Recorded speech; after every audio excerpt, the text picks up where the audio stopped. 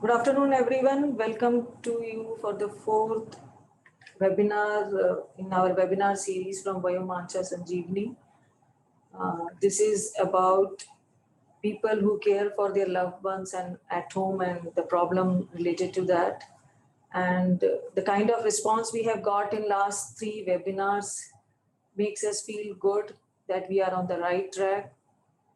And from now onwards, we would try that it's a weekly webinar where once a month we would focus on mental health issues, and in other week we would focus on related to other issues for older adults and try to address as many as possible any relevant issues for the our older adults.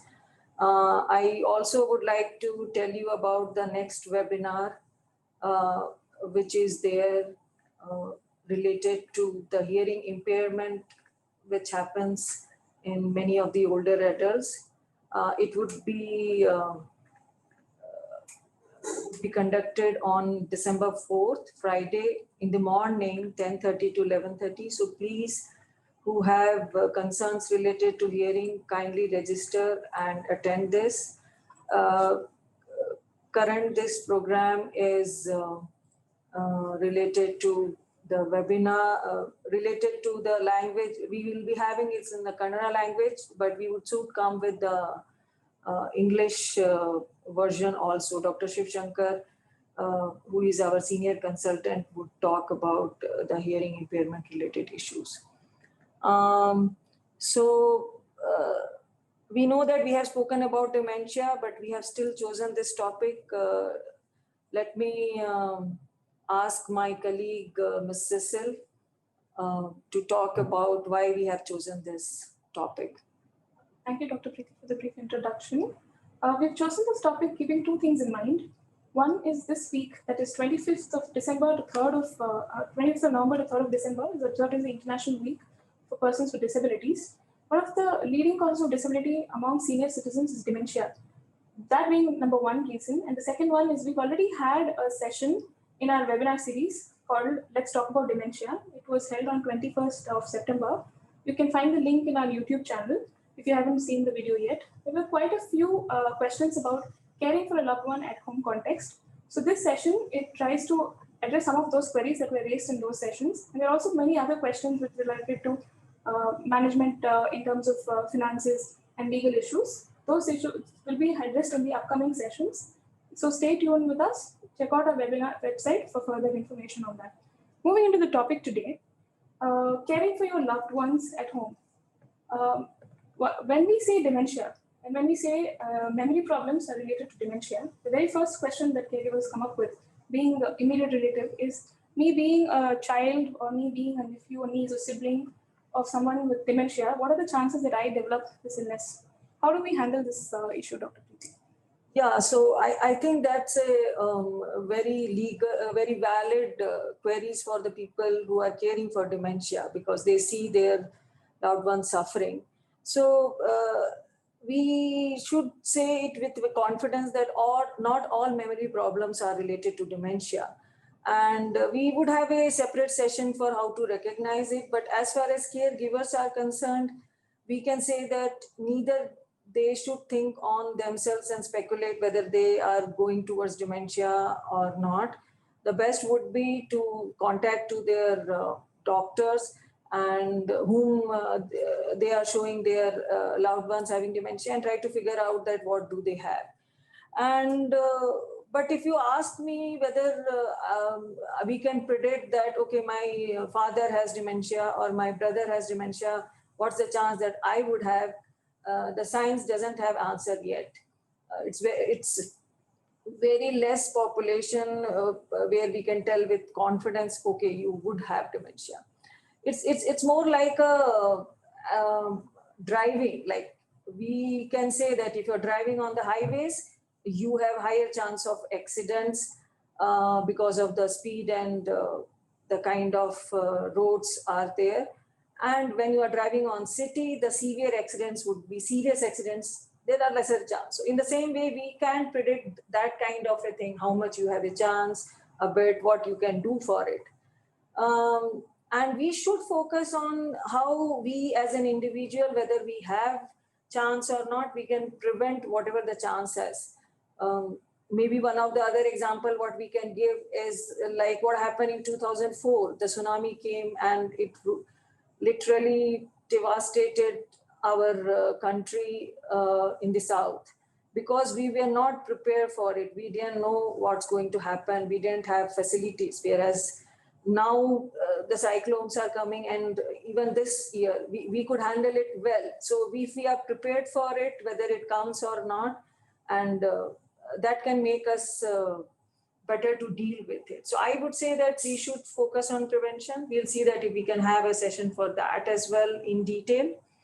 Um, uh, Thank you, Dr. Preeti.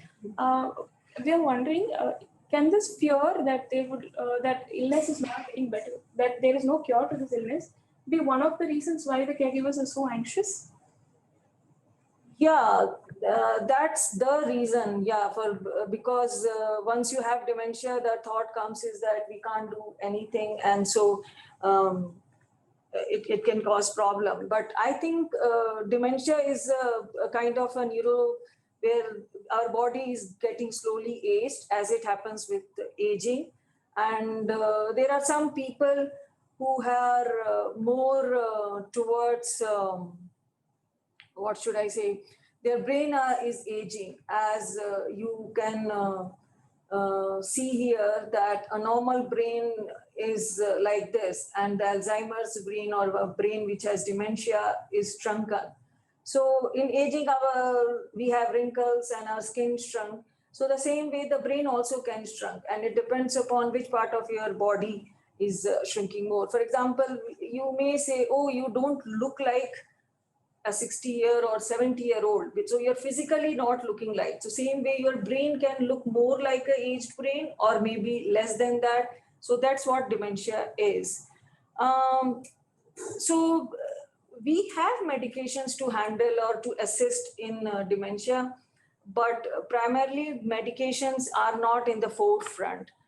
Um, so then it also comes in the mind then, what is the first line of treatment, Cecil? Would you like to throw some light on it? Yes, yes. Thank you for bringing up this, madam. A good number of symptoms can be managed with medication. However, a good number of persons living with dementia also face symptoms in terms of behavioral and psychological dysfunction. Psychological factors such as hearing voices, you can be able to figure it out when you see somebody who's talking to an empty space, or pointing out at an empty space saying there's somebody that they can see or they can hear, or somebody is troubling them. These are all symptoms that they could be hearing or in response to something. These are all psychotic symptoms which needs to be brought to the attention of the doctor. Whereas there are also behavioral symptoms. The most common behavioral symptoms are agitation, restlessness, wandering, pacing aimlessly, apathy, sleep disturbances, and repeatedly asking the same thing again and again, or wanting to go back home. Say they stick to one particular thing and keep talking about it over and over again. There's no end to it. It's a loop. So these are all some of the behavioral issues that can be managed. So what you're trying to say is that medications are not the forefront, and we need to focus on behavioral management. So I believe there would be some basic principles which may be applying to all behavioral management. So what are those basic principles? From the point of a caregiver, there are two principles that we need to keep in mind. One is communication, as to how we communicate to a person with dementia, and how we interpret the behavior or the way the person with dementia communicates to you. It would have changed. Definitely before the illness, this would not be the way they would have communicated things to you. So it's paying attention, changing the way you communicate, and observing how they communicate to us. And second most important thing is to have a structured routine. Everybody has a routine. I have a routine. People who are watching, all of us have a routine as somebody who's going to work or somebody who's going to college. From morning to evening, we follow a pattern. Especially when it comes to persons with illness or disability, we tend to take a nurturing role. We try to give them a break from whatever things they were previously doing, so that they give enough rest and get back to their previous self. But that's not how it works with persons with dementia. It's an illness that's going to stick around with them for a long term. So instead of waiting for the illness to get better, we can continue to have a routine where they can accommodate the illness into their daily life. So suppose there's somebody who previously likes to go for walks every morning, but right now he has difficulty in remembering the route. Instead of stopping him from going for walks at all, he can be accompanied by someone. Somebody can go along with him. Or previously, if they were going for walks for up to 5 kilometers, going for brisk walk, etc. Now, even if they go for a half a kilometer walk, or even if they are in the wheelchair, if they are taken out for a fresh air, that makes a difference. So do not completely stop a routine that they were having, but try to accommodate whatever within their capacity, whatever they're able to do, feasible for the caregivers as well as for the person, something which is also pleasurable. Do not force an activity which they do not enjoy. Some people do not like to go out for walks. They cannot be forced to go out, or somebody who's not interested in yoga or knitting or stitching can suddenly be pushed into it. That will not be pleasurable, and it will only not be useful for the caregivers or for the persons with disabilities. Yeah, so very true. I think these two things are very important. The way the communication is done and their structure routine. If we try to follow it as much as possible, probably it would help in almost all the behavioral problems. And as you said, it should be interesting to them. It should be feasible to the caregiver. It should be within their capacity so that they don't feel that they are not able to do. And it should also be safe. They want to cook and they are not able to handle, so we should not give that, but make sure that within the safety, what all things they can do. I remember that some patient patient used to like bhajans, and there was some decline, but when she sang and recorded it, patient used to like hearing those bhajans. So there was a time for when they used to play those bhajans and he used to enjoy. So any small or that kind of activities we should try to do, and it should be frequent with breaks. Like we should not have like 2 to 3, like when we are okay, we will have 2 to 3, 3 to 4, 4 to 5. But for these people, there should be specific time, and in between, they can do whatever they want to relax. But in between, there is structured time that at that time, those things would happen. That should be incorporated as early as possible. So I think we should now try to understand then what are the salient features for communication. So I request Cecil to talk a bit more about communication. Yes, coming back to communication, communicating to a person with disability makes a lot of difference. A person with dementia especially makes a lot of difference. There are, like we mentioned earlier, there are two things that we need to keep in mind. One is the way we communicate to them needs to be changed a little bit. So suppose previously they were doing things on their own, and they were able, before they developed the illness, they were functional quite a bit. But right now, because they have problems with memories, they may not be able to comprehend whatever we say in the same pace. So we need to keep the instructions, whatever we say, simple as possible. So a few things to keep in mind in simple terms is first to get the attention of the person you're talking to. Suppose the person with dementia is doing something else and you're standing nearby and talking to them without getting their attention. It could be difficult. They may not understand that you're talking to them. So first, get their attention. Call them by name or stand in front of them, stand near them, look at themselves. But once you're sure that you've gained their attention, then you start saying things. And keep the sentences as simple as possible. For example, if you want to say, go to the hall and sit in the sofa. So the person has to comprehend three things. He has to first remember that he has to navigate to the hall, find where the sofa is, and go and sit there. So there are three things. This can come normally to anybody, but for a person who has dementia, it might be difficult to get all the three instructions in one go. So we can keep the instructions simple. For example, say, go to the hall, use your gestures, use your body language, be loud, be clear. Sometimes they may not immediately respond to whatever you're saying. So we need not press on it. We do not keep saying, go there, go there, go there, without giving a break. Give them some time to comprehend, to understand what is being said. So if you say, go to the hall, you are indicating and they haven't responded, give them 2-3 seconds extra for them to comprehend. And if still they don't, repeat the same thing the exact way. Don't change the tone, don't get upset that they're not understanding. Just repeat it 2-3 times with enough breaks, they will be able to understand. So keep the phrases as simple as possible. And when we're asking them something, like if often what happens is when we have visitors, we get very carried away and we ask, do you remember this relative? They're very close to you, they're very fond of you. We try to give them clues to pick and understand. It could be uncomfortable for the person with dementia because they're not able to remember, and it could also be uncomfortable for the visitor who's come. Instead, we can make the situation at ease by saying, this is the person. We can help them by saying, this person is so and so. He is your relative, he's your brother, he's your sister. He come here 2 weeks ago. We attended a wedding. Now they've come to see you. Give them a bit of a background so they are able to quickly grasp. And it will not be so demanding on it won't be uncomfortable for neither the person with dementia nor the relatives who are visiting you. Likewise, give options when it comes to having food. Instead of giving multiple, asking what do you want to have for breakfast, an open-ended question. We can keep it brief, like do you want to have idli or dosa?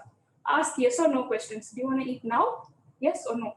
So those things are some of the techniques where we can make it easy for a person with dementia to understand what they say.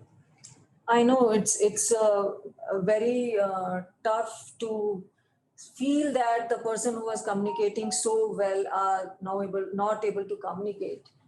It takes time to be adjust to it, but let me assure you that that is a major frustration, that they are not listening to us. So that frustration can go less.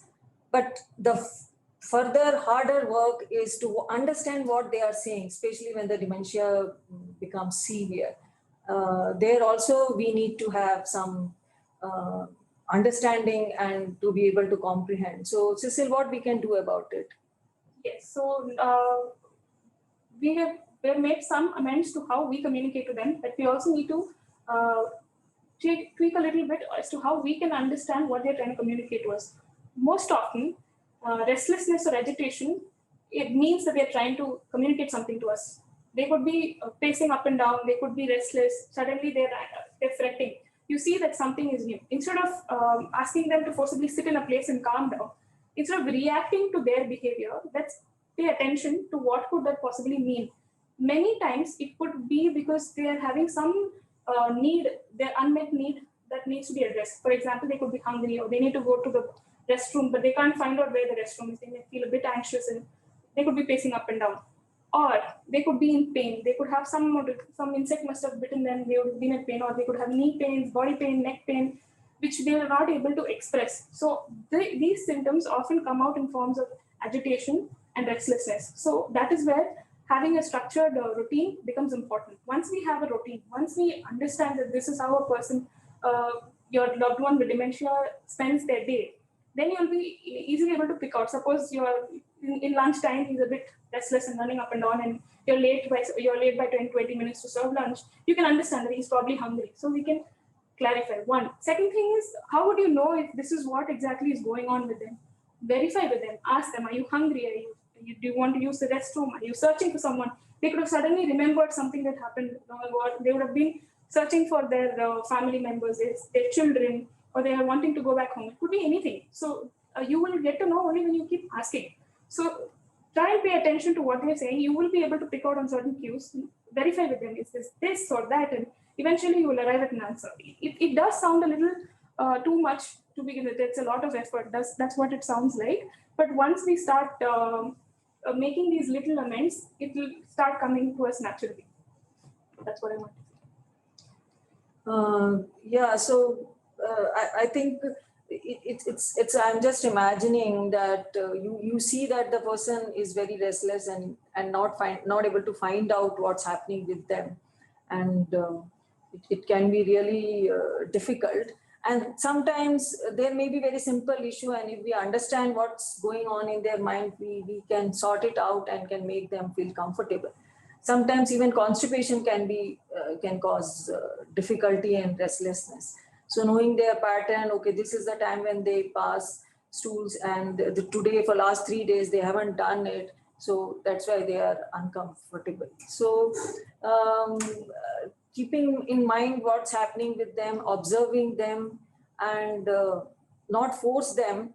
It's so they are like a computer who is an old computer and cannot be updated, so it keeps on getting hang kind of thing. So you don't press again and again and again and again. So then it will hang further. So we give time to the computer, whatever we have given instruction, it follows, and then we move next. So we need to have patience definitely when we are taking care of people with dementia. One thing that intrigues me is sometimes caregivers ask how come they're able to remember things that had happened many years ago. Like there would have been an argument that happened 10 years ago, but the recent efforts by the caregivers are not going unaddressed by the patient. Why is it so? Is it deliberate or not? That's one of the most common questions. Yeah, very true, because they say, no, memory is not a problem. They are able to remember everything what has happened 20 years back or 15 years back. It's just that nowadays sometimes they forget. So we think memory is like a one thing, and if one they are able to remember, they may be able to remember the other one. But actually it doesn't happen like this. So the one example which I give and the caregiver is able to understand is that dementia is like your book which has been kept upside down. So what happens is the last pages keep on getting torn, and the first few pages will get torn later. So the immediately what you have put, they will get torn easily. They may not be able to remember. But the earlier pages, earlier stories, earlier their memories are intact. So that's the reason they are remembering that, but not the fresh one. So I hope that gives you also an idea that why people are not able to remember the recent things. We have a different ways of handling very past memories, recent few days or months memories, and just what happening now. So the first one goes is just what happening now, and then the later on things. The other thing also is that if you ask me now something related to automobiles, I may be able to answer few of them. Doesn't mean that I know automobiles. So they may be able to guess, or they may be able to answer, or actually they may be able to recollect because there is a problem in recollection. But answering once and doesn't answering the other time doesn't mean that they are doing it deliberately, or they don't want, that's why they are not doing. Because many a times we feel that, oh, when they are in a mood, they would answer it correctly. But when they are not in a mood, they may not answer correctly. That may not be the actual scenario. So the more the problem happens, the frequency of having a wrong answers or saying, I don't know, increases further. Could that explain why they keep asking certain questions again and again? Like, I want food I haven't eaten, or I want to go home. Though they are in their current home, they are referring to their hometown or some other place. And how do we handle that, ma'am? Yeah, that's one of the reason why they keep on saying the same thing. Because even if you had said earlier, they may not remember. They may not remember that they had taken food. It happens with us. We remember sometimes that we had breakfast. So even if we are a bit hungry, we'll say, oh, it's still time to have lunch, so I'll take lunch. It's okay if I'm a bit hungry. But if I don't remember that I had breakfast, then I would feel, oh, I am hungry because I didn't have the breakfast. So let me have breakfast. So that causes a problem to them. So, and it becomes difficult for the person who is caring, that they are again and again asking the same thing. Or we have to go tomorrow to meet doctor. Yes, what time? 8 o'clock. Then again after some time, you have to go now. So what time? 8 o'clock. So then we would get frustrated that we have told so many times, but they keep on asking the same question again and again. So the first thing which we have to understand, that why is it happening? Once we understand why is it happening, at least our frustration would becomes a bit less. Second is that we should not explain them in a lot of detail, because the more you talk to them, the lesser they would remember. So we should say as brief as possible what are the important things. And if they're asking for few things which you can ignore and that will not harm them, they will not cause safety issues with them or you, then better to ignore. And because gradually they may be able to forget it, or you distract them about something, then also they would forget that they were asking. So these are the two things which are important. And the other thing is, like, if you think that there are only couple of issues, like when is my son going to come back home, so keep it a kind of placard made or something and can show that this is the time he's going to come, so that they see and they will not ask you again. The other is that about the breakfast. So they, when they have a breakfast, they encircle it or they tick it in the some chart, so they know, oh, they have a breakfast. So assisting in their memories also can help them to help them. There are medications which would help in memories and it would help, but I think the way we react to their repetitive questions would also contribute to whether they will ask again and again, or they will get satisfied and would move to the some other activities. Then about food, if you think that they are not able to answer and they are keep on asking the questions again and again, so what also we can do is that we give at some little amount of food, and we can give again and again instead of having a full breakfast for them. If you think that whatever you do, they end up asking again and again. So this is one of the ways you can do, so that, and some healthy food more than the food which cannot be eaten in a larger quantity. So these are the some of the other things which can Thank you. be helpful. There's another question. Is it okay to say no? Sometimes when they're not able to handle it, when things get a little difficult, is it okay to say no to your loved one with dementia? And how often can we do that? Yeah, so as you said, we should not say no for everything. We should try to avoid saying no and see that we can put it in a different way. For example, they are saying that I need to go back to my native place. So instead of saying no, we would not take you. Okay, let's go there and do some activities.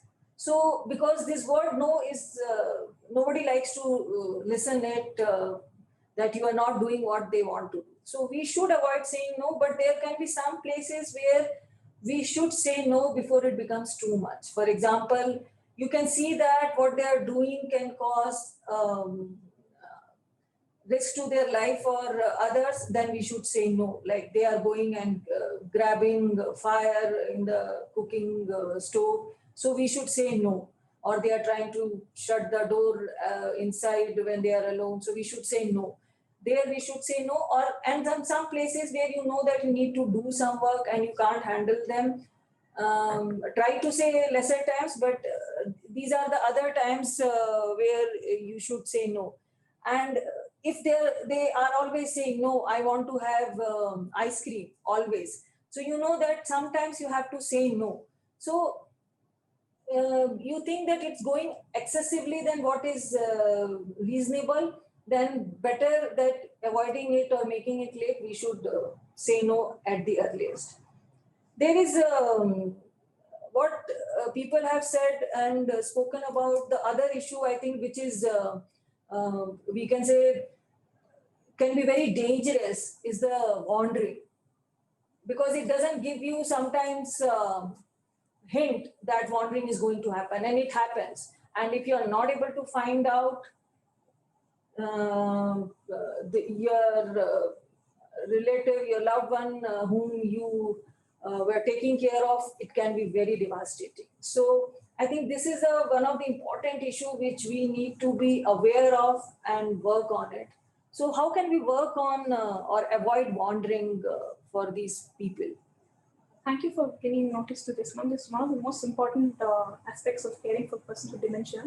Not all persons with dementia wander, but we cannot wait for wandering to happen at one go, because there is a chance of missing out on that person. So we can make a habit. So there are certain precautionary steps that we can keep in mind. One is to make it a habit to wear a piece of jewelry. It could be a band, it could be a bracelet or ring or some piece of jewelry, a pendant, which has the name and important details engraved in it. Make sure that the jewelry is not of an expensive metal, so that you can avoid the chances of being stolen, so that the person is used to having that on the body. Or we can have their address and contact number stitched, the name of the person, name of your loved one with dementia, with the phone number to whom to reach out to, so that they are wearing it all the time. In case, if by chance they tend to go out, then there will be ways, whoever notices them will be able to bring them back to you. That is step one. Second is that nowadays with technology, we have this GPS which is coming in the jewelry as well. So if they're used to wearing a small bit of GPS which can be attached to their jewelry or to their clothing, that can also be one method. Third thing is make your surroundings aware, make your neighbors familiar with your loved one with dementia, and also let the in such a way that the moment they see this person, they're able to recognize, okay, this person belongs to so and so family and has problems with memory, and whom should they call to prevent that person from wandering. This can be done by you telling.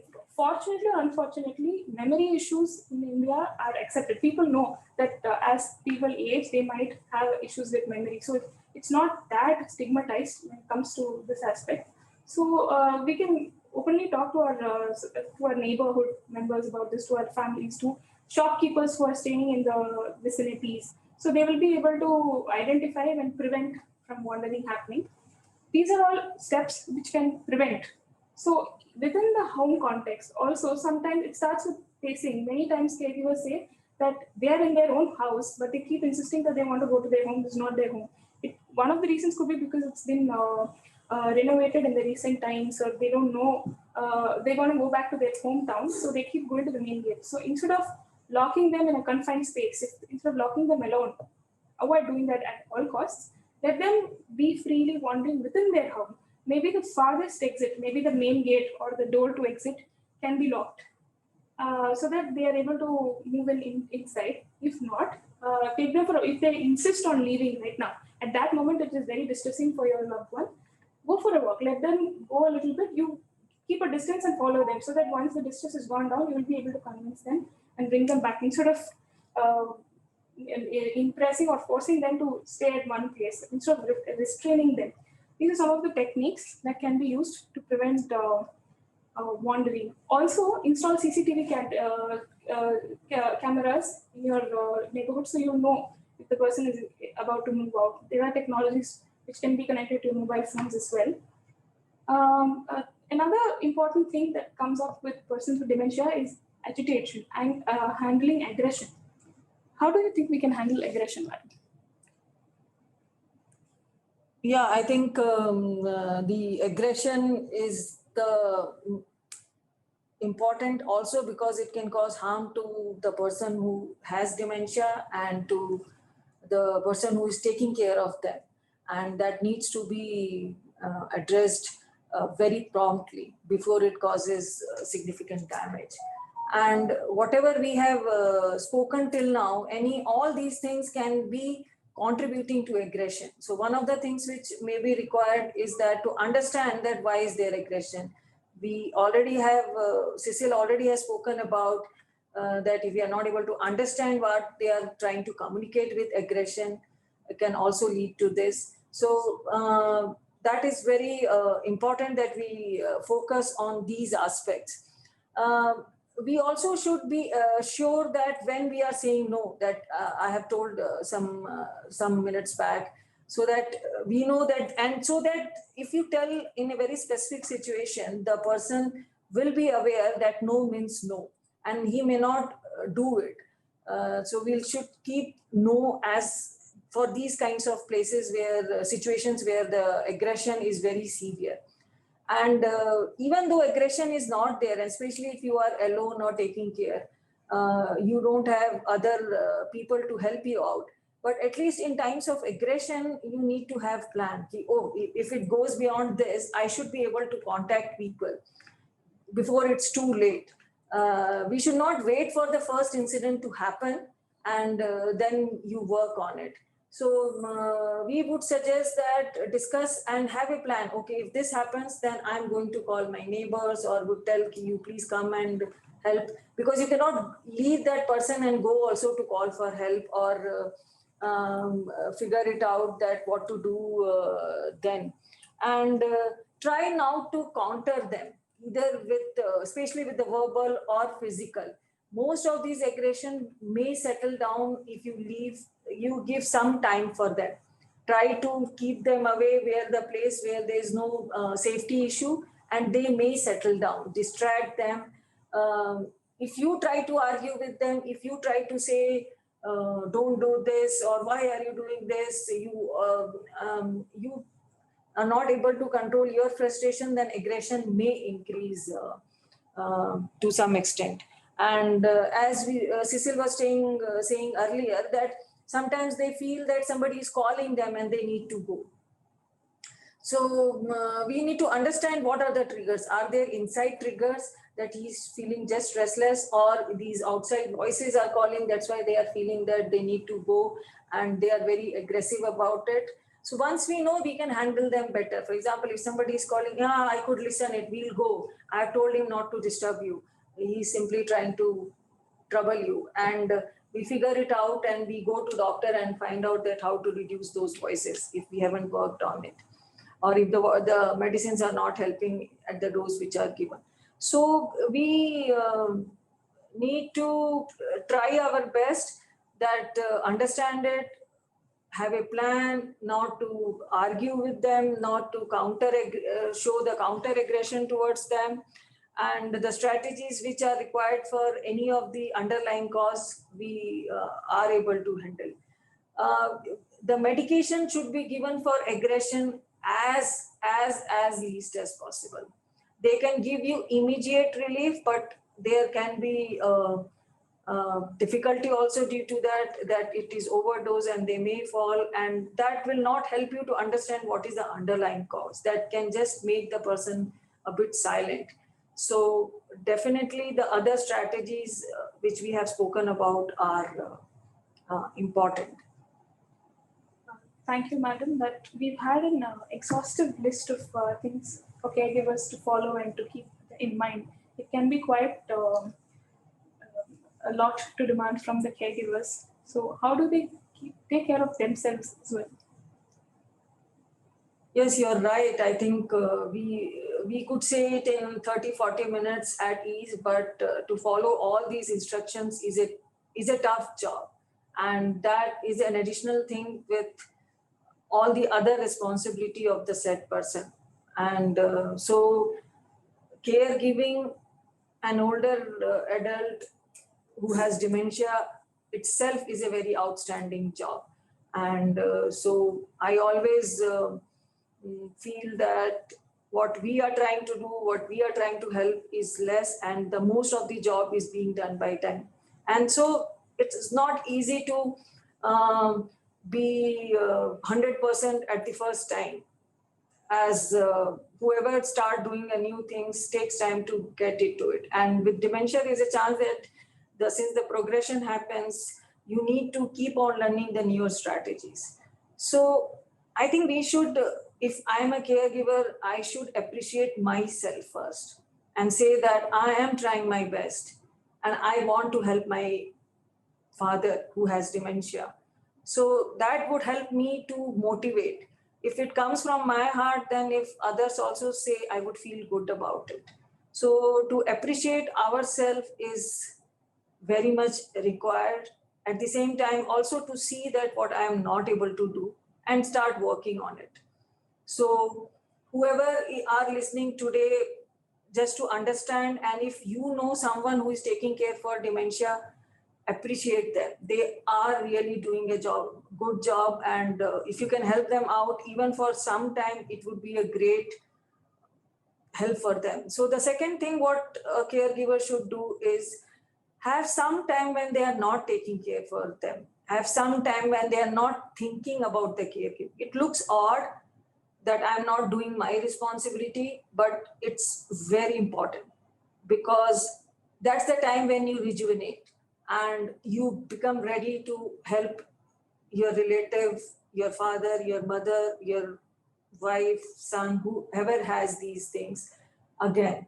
So have some time for yourself where you like to do what you want to do, not your other work. Okay, I have some time. Okay, let me cook the food. No, that's you will do, but without other responsibilities. The other thing which a caregiver does and can give him some more energy is to have some quality time with that person. Only not to see that he doesn't, he gets food, he gets bathing, he gets self-care, he has structured routine, but sometime when you really enjoy.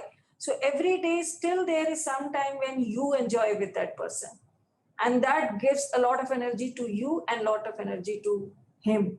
So that is, so quality time with the person and quality time with yourself, both are very important. It looks odd, but one, I can tell you, assure you that once you start doing it, you would feel better than what you were doing it otherwise.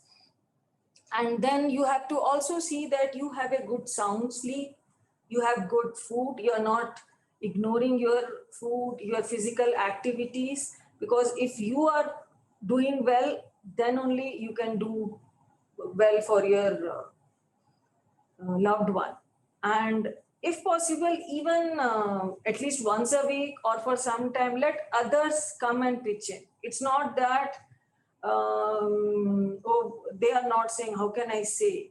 But if you ask a thing which they can do, they may be willing to do. Is that what you are asking is more than for them to do? They may not be willing. So, because that will give you some respite to work on yourself, to give some this opportunity. You are a primary caregiver, you have your other siblings, give them some opportunity to be here with your father. So in that way also it would help a lot, because each 5% reduction in caregiver difficulties can help you to handle, make it double, triple, or more than that in terms of taking care of your loved ones. Then there is also some clingy behavior which would further reduce if you give enough time to them. We will also speak about do's and don'ts, which can help you to take care of in general. Lastly, I would like to say that we should remember, even if they are not acknowledging, that somewhere in their heart they know that we care for them. Their mind might have forgotten, as Anna Mosun has said, the mind forgets but the heart always remembers. And that would give you energy, motivation, and strength to take care of your loved ones. It's a tough thing to do, but I know you all are trying your best. That's why you are here to hear listen what we are trying to say. Thank you, madam, for giving those insights into caregivers. We are coming towards the end of the session. So we've had quite an extensive list of things to do and don't. So we've tried to summarize in one slide, so you have a snapshot of it whenever you want to. So do's, there are quite a lot of things that you can do. That is to give brief, one simple sentence, one explanations, yes or no questions, or give one or two options. Give plenty of time for them to comprehend. Do not rush. Repeat the instructions after giving some space. Do not insist. Try after some time. Agree with them or distract them to different subjects or activities.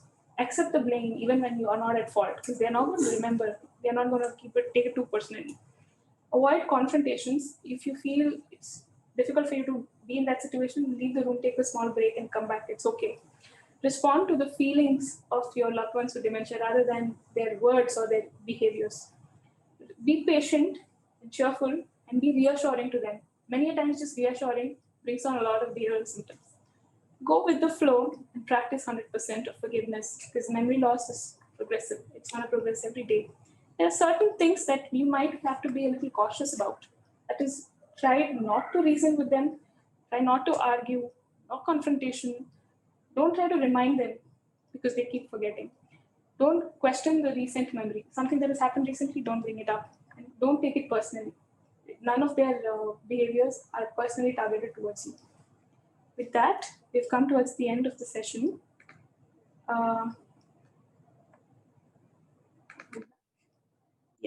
So I thank all the participants for patiently listening to us and being around with us for 40 minutes. There's quite a lot of discussion that has come up. We are aware that we have not addressed all the questions that you might have. We've tried to address a few bits and pieces today. Then upcoming events are also going to be on these lines. So please stay in tune with us. We keep sending emails. If you've registered for any one of our webinars, we would have definitely been in touch with you. You'll be receiving regular emails about webinars. If you haven't registered, don't worry. You can check out our YouTube sites every Monday, as Madam had said in the beginning of the session. We'll keep having webinars. For previous webinars, you can check out our YouTube channel, or you can check out our official website, which is vmsnimhans.in. The link has been shared in the chat box. You can take a look at it. You can stay in touch with us. Drop in any queries that you have so that we'll address it as and when time permits. But we are taking note of all the questions that have been brought to us.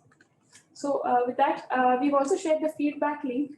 If you have any suggestions as to how we can have these sessions better, make it more interactive, feel free to drop your suggestions. They're open to your comments.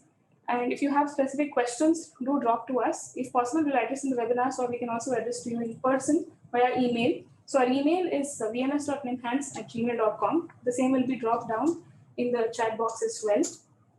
So that's it. We are done for the day. Thank you once again. Thank you all. Have a good day.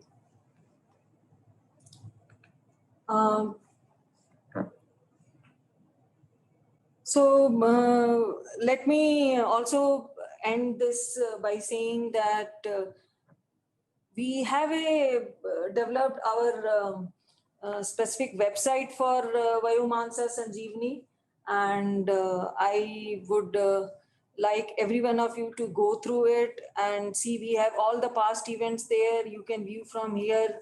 There are also the contact details. You can go to our social media connections from here, and we also have resources here for different kinds of aspects of older adults, which we will keep on adding. We'll try to add what's possible with what we have said in a better format.